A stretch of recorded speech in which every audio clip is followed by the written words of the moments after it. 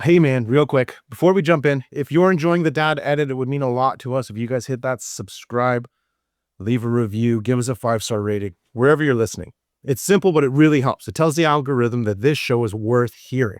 It helps more dads find the conversation that we're trying to have. We're creating a space for dads who want more honesty, more depth, more connection. If that sounds like you or a brother that you know, send this their way. Please drop a comment, hit that star, tap the bell, whatever helps keep this conversation going. All right, let's get into it.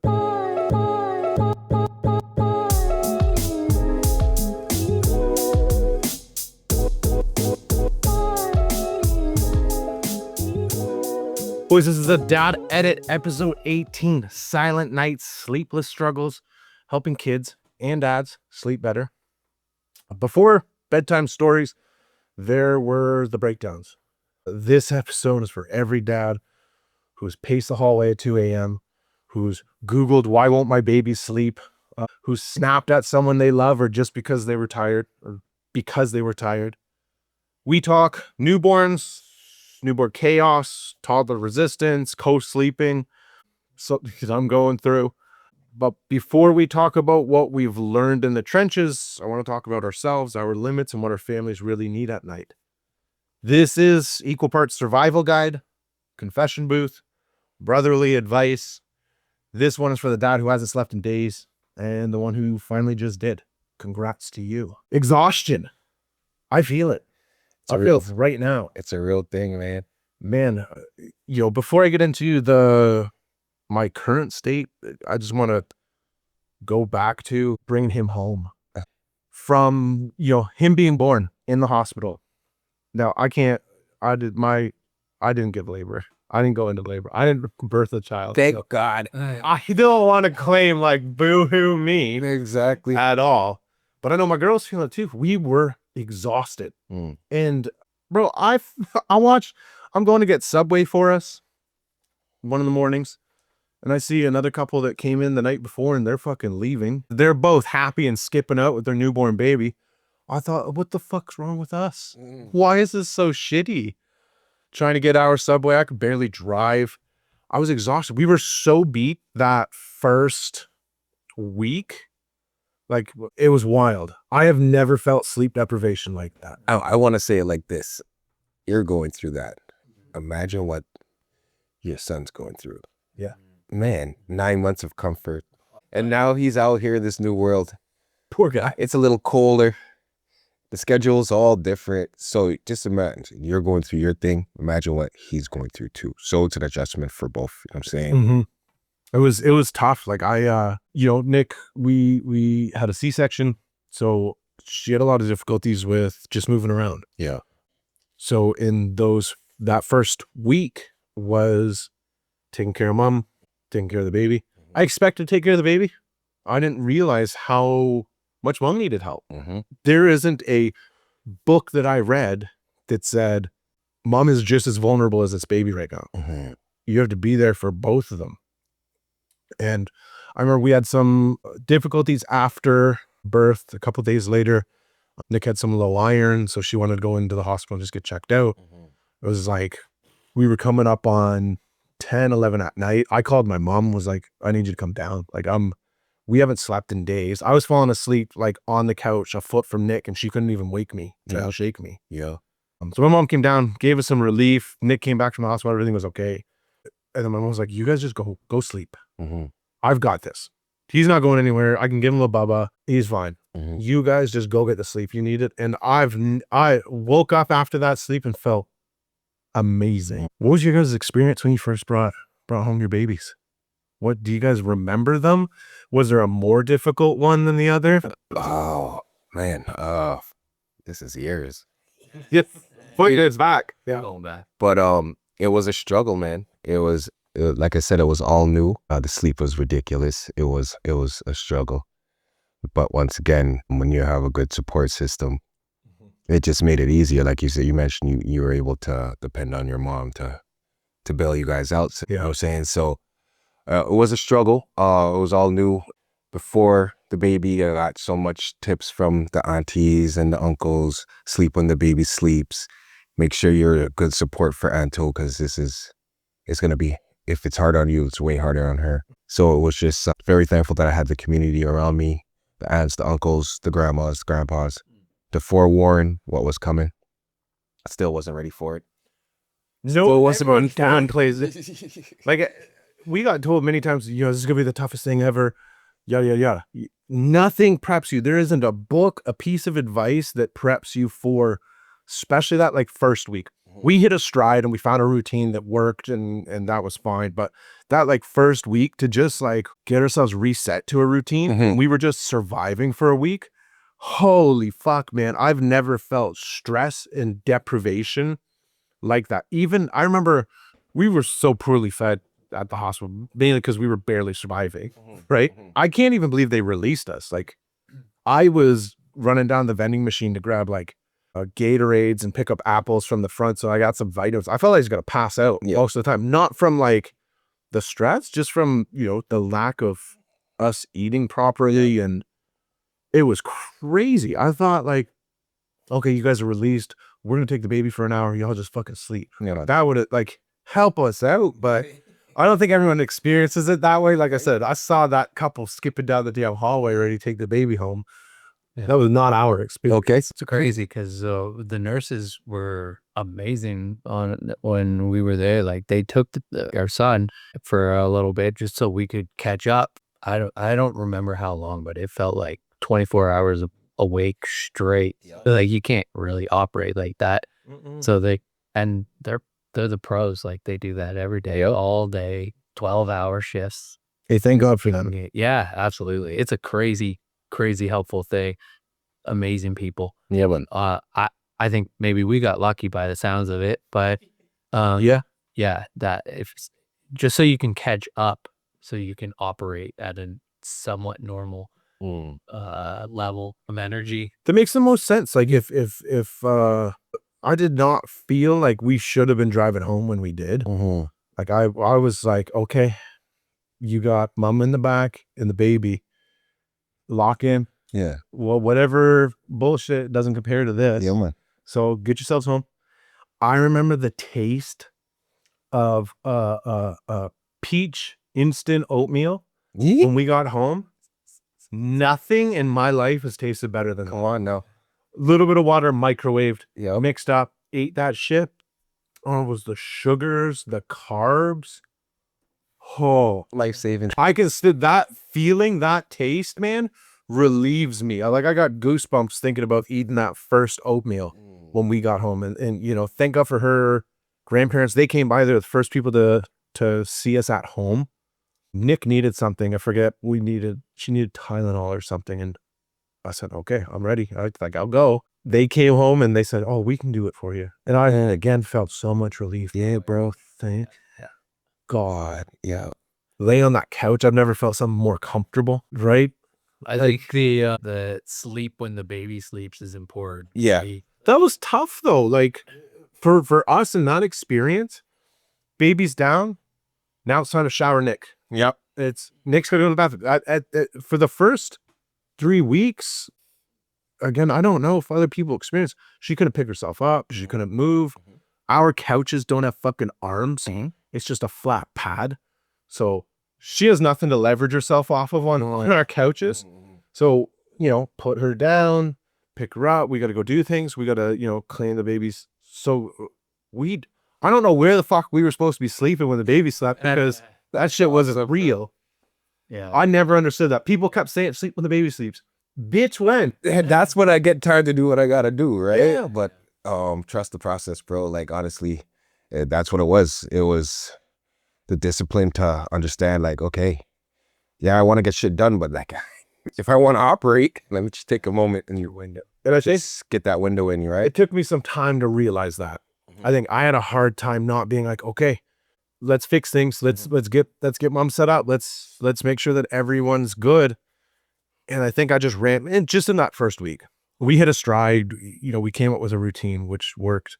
But that first week, I needed that mom reset. Come in and say, y'all just go reset. Yeah. Go have a sleep. We were struggling, man. Newborn ain't no joke. I think anyone listening to you, don't let this scare you. But prepare yourself. It's a different even sound barrier when they cry, bro. Like, I'm gonna throw it in here like this. A couple months ago, my oldest daughter had an opportunity to get a new job. With her situation, she had to actually step in to get a new job, even though she had the newborn. So I decided to, as you know, a lover father, she had orientation. I was like, yo, you know what? Find your way here. Bring the kids, a 2-month-old, 2-year-old, 2.5-year-old. And I'm going to take some time off of work and I'm going to hold it down. Simple as that. Not realizing, not remembering the struggle's real, right? So it just brought me right back to my early 20s. And thank God I had kids so early in my life because I had that energy. Cannot imagine having kids right now. That is a big no. I'm happy being a grandfather. But it brought me right back to sleepless nights. Like everyone else is doing their thing, grinding, working, school. I'm holding it down with this newborn, fresh from the womb, just off of breast milk. Yeah. And it was a week of, it was fucking tough. And it just reminded me like, this shit is real, but try to trust the process. And it was sleep when she sleeps, make sure diapers change. She has, the bottle, go through all the steps, make sure she's good. And then if she's still agitated, is just body contact after that. Just lay on me. And it's good now in your age with the wisdom that you have to realize that I got to take care of myself. I will say I'm happy knowing who I am, going through the parenting thing, being able to understand where my body is. Yes, I'm tired, when I need to ask for help. Whereas when I'm 20, you have that grit, you have that energy to just like, I will make it work. 1 hour of sleep, fuck it, don't care. Yep. I gotta say, there's definitely a benefit of going through this journey at 35, 36 years old. Yeah. A bit tougher. Yeah. But I think the wisdom really helps, the understanding myself and my environment and the strength of my relationship with my partner has helped me be able to leverage it in my older age. Yeah. But just to have that grit of my 20s would have been nice for this journey because it's different, right? Yeah. You're built different then. It's a lot of depending on leaning into each other, man. 100%. To drive through that. It was a lot of, from what I remember, leaning on my wife. She takes a shift, I take a shift. I remember those 2 o'clock in the mornings walking up down the hallway, just patting my daughter on her back. It was wild. But like, we took shifts, we took turns. We understood that it was going to take for us both to have each other's back for this to work. So I always recommend lean into your wife, lean into your community, because if you try to do this on your own, you might burn yourself out. And that's a scary thing too, For sure. And being kind to each other about this, I think is important, right? Like Nick's very good at seeing that when we were sleeping on the couch, we prepped a nursery, we got his crib ready. They said, make sure you have all this stuff ready. But we lived out of our living room for 3 weeks. We lived on that couch with a little diaper caddy, and we changed him on the ottoman. We go anywhere else. It was the closest thing to the fridge. But when we were changing him at 4 a.m. and, I was frustrated, she would say, babe, I got this. And so, just go back to sleep. So just having someone understand that this is your first time going through it and it's their first time, and, anticipating a bit, because I think with her and I were both not ask for help type people. Yeah. So being able to understand your partner and be kind to them has been a big lesson that I've learned. Yeah. Something that's really helped. If we want to talk about some advice, some tips, especially in those first 3 weeks. After I got through that first week, I was on vacation. It was the most amazing experience I've ever had. We hit a groove. So I think our plan was Nikki would go to bed at 8. She would sleep from 8 to midnight. I would stay up till midnight. And then from midnight until 6, I would sleep and she would stay up with him. Or at least she would be out on the couch. He slept every 2 hours, but we wanted to make sure that someone was with him. We were just overcautious parents. But we just slept in schedules. And that shit was a game changer for us. And then I think we would both sleep from he was big into sleeping from like 7 a.m. until 11 or 11:30. So then 7 to 11, we both got to sleep. We just slept near him. He was slept in the same room as us. That shit was great. Like coming up with a schedule, a routine that we could both sit by. Obviously, everyone's experience and journey was different, but trying to find that routine for yourself so that someone is sleeping. If you have the opportunity to have a partner, help each other out. Shift work, right? Did you guys find anything when you were going through it that some tips, some maybe in the newborn phase or as they started to get a bit older? Yeah. Jeff, you want to jump in?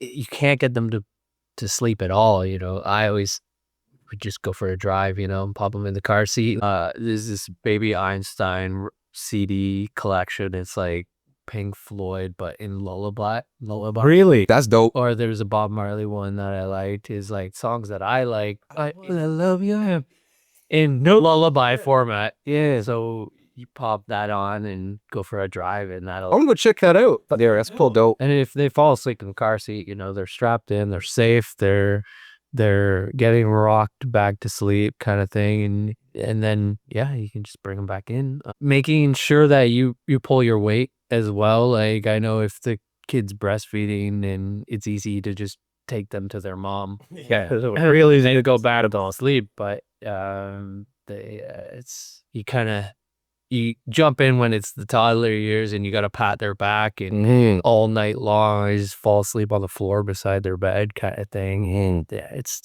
it's been a while, but yeah, I'm living it. It's a survival thing, right? Survival mode, yeah. I think once you get used to that level of sleep deprivation, you kind of just are in that mode for the rest of you until they're at least like sleeping well as Yes. older kids. But yeah, I'm still tired, but Brother, my coworker said, oh man, I can't wait for him to like get into the sleeping phase. He says, when?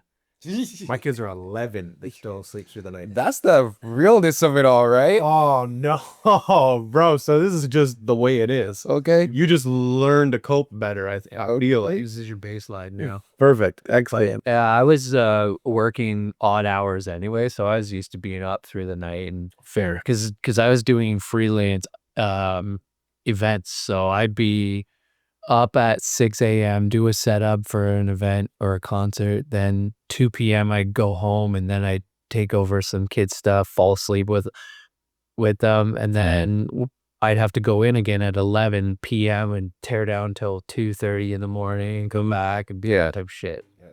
All random schedule. So the sporadic hours I was kind of already used to, that was helpful probably with the young energy that Oh, bro, I'm being young. in the 20s.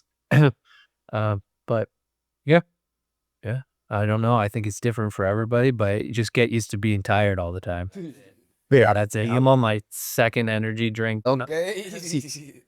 One hack that I figured out real quick, even helped me out with my grandkids, is that stay ready, bro. Like even when it came to like the bottles, you know, you get that last bottle in, your baby's finally, you know, ready to get a nap in, and you just want to sleep when the baby sleeps. But take that extra second to prepare that 1 or 2 next bottles. So when that cry comes out, it's like automatic, because it's eat. I don't want to sound like vulgar, but it's eat, sleep, shit. Right? Those are the 3 main things when it comes to the toddler. So if you can stay on top of that, bro, stay on top of that. So I was always ready. I was the bottle maker. Like Anto did not have to tell me go make a next bottle. When the kids were down recently, I knew that, okay, I had the 2 bottles in the fridge. As soon as Alora did a peep, if I changed her diaper and she had a good sleep, I knew she was hungry. Right away, boop, get that in her, start rocking her, she right back to sleep. So it's just being prepped, staying ready. You know, have a plan, but realize that the youth has the master plan. You're going to move how she wants to move, but you can be prepared. Yeah. That's it. That's another good piece of advice is expectations versus reality. I think a lot of my frustration that I've caught has come from I'm expecting him to go down for a nap and he doesn't want to. It's not his fault. There's reasons, but I'm getting pissy because that's now my time. He's fucking, I want to just rot on my phone for an hour. I need a break. Poor me. It ain't about me anymore. at all. So I definitely have had to learn to curve my expectations around sleep. And okay, for a week, he was going down at 7 till 10 when we would go to bed. He was good and we got to have mom and dad time. But, this week he's going down at 10. We get no time, and he's active, he's learning, he's developing. Curving that expectation is something that I've really, really had to focus on. Yeah, man. Make sure that I'm not getting upset at him for things that he's developing, man. He's learning new skills. He's growing. He's hungry. We're feeding him solid foods. He's trying to say words. He's learning to wave and shit. So he's developing at a rapid pace. It is normal for him to lose sleep. Yeah. Like when you get into your rhythm, your routines, those routines do help trigger, this is bedtime now. So we're going to go and we're going to have our snack. Then we're going to go do our bath at night. It's dark out, that warm bath with maybe you use certain like baby lavender scented soap, like that will trigger their senses to realize, okay, we're gearing up for bed.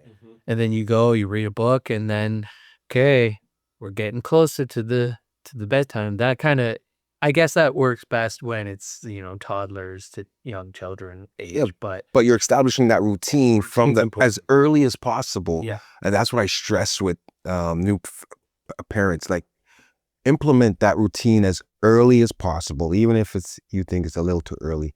They'll catch on. Like you said, they're developing, they're learning, they're taking things in. They will catch up to that pace of, okay, this is recognizable. This is what it is before. So I'm telling you, start as early as possible about that. Yeah, that's fair. That's something we want to, so we first iteration was us sleeping on the couch. Then we went to, he was sleeping in a bassinet in our room. Now he's sleeping in our bed. So Link's 9 months right now. And I think over Christmas, we're going to try and transition him to his crib. Yeah. I think it's a good time. Then we're both not, I'm off work then. Did you guys co-sleep? Did they sleep in your bed? I'm going to tell you straight up, hell yeah. It made it so much easier for Anto with feedings. Yeah. And in the middle of the night. I get it. Everyone says, oh no, bassinet, crib.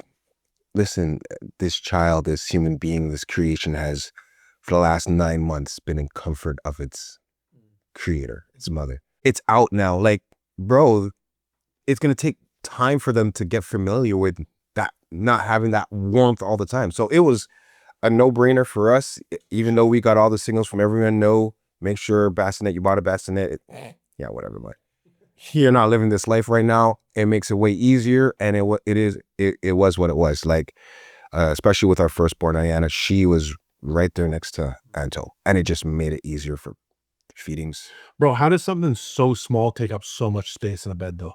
Oh my gosh, it's ridiculous. I broke out of bed recently because I sleep like dead on the edge. We both do. Nick and I both sleep dead on the edge.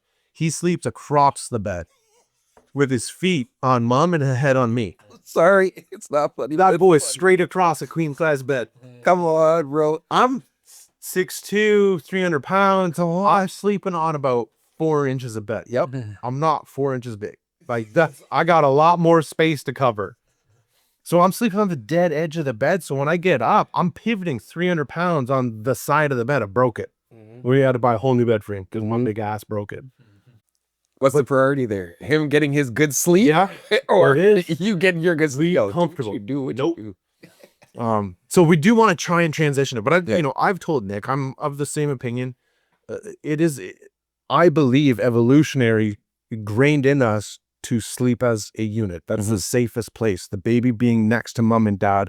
If a threat were to come in the old days, the parents are there rather than the baby being at arm's distance and the threat coming in. I think that it's just ingrained in us to co-sleep.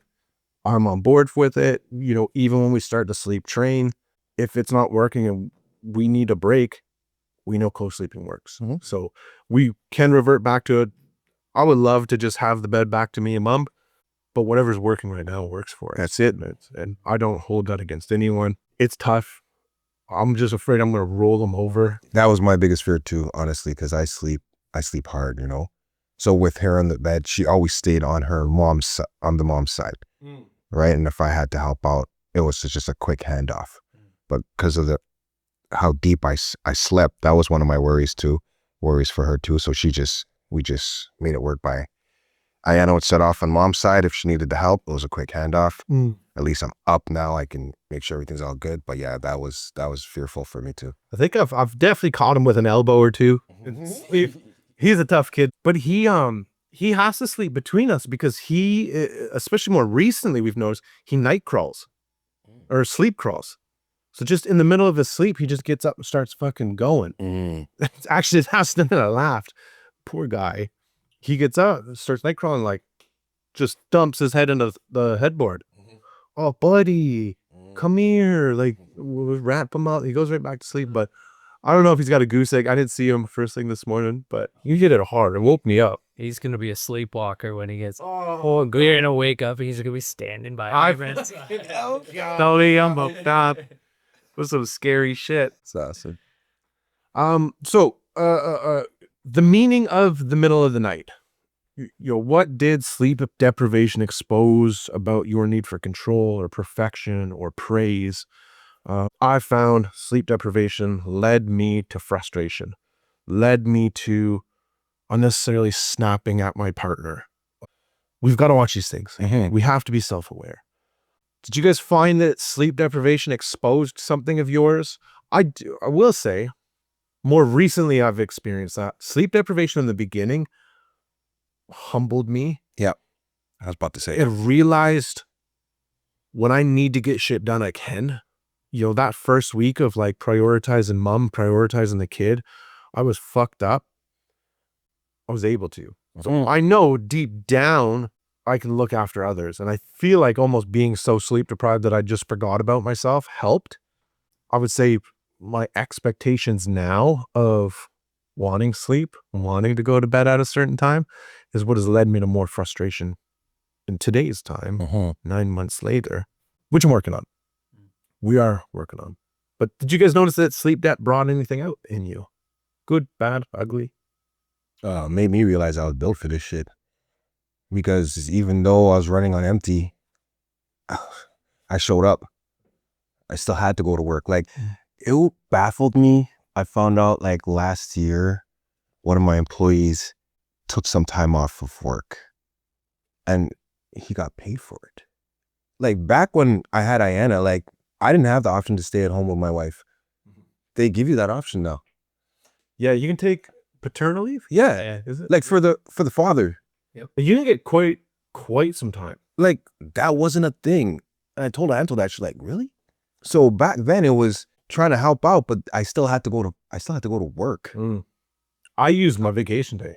Like I booked vacation so that I could. Yeah, I had a week, but like after they still on that messed up schedule after a week. Oh yeah. So it was me coming home from work, checking in, helping out with the wife.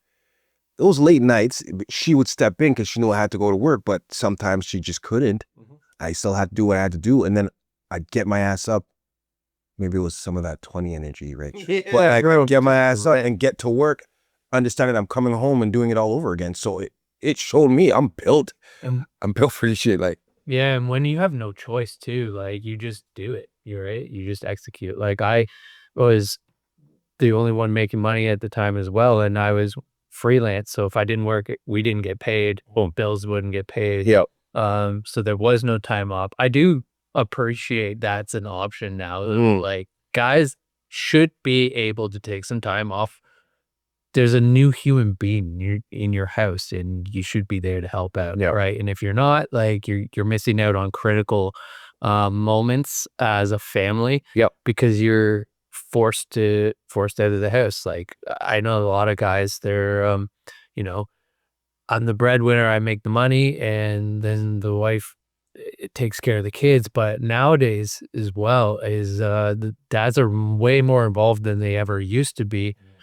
And that's an important thing, that it's a really good thing that the dads are involved with their kids' lives now. We have a great opportunity where we are, being in Ontario, being in Canada. The fact that, mom can take 12 to 18 months and still have a job to go back to, still get money for that. And the fact that dads can take, I think you split that leave. Okay. So I think if you take 18, mom takes X amount, dad can take X amount. I don't think it's like she can take 18 and then we can take another 6. Okay. I think it's all combined. Yeah. But the fact that we have that opportunity is amazing. And I think it's important that we need to prioritize family. 100%. It's something that, my own mindset I booked vacation because I wanted a full paycheck. Could I have taken a couple months off and, went on EI or whatever the benefit is? For sure.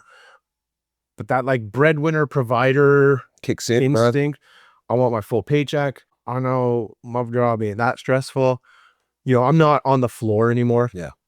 I'm going to work, run some Excel sheets, give people support, come home and still be able to provide the best that I can. Yeah. I wasn't still grinding hard, proving my profession.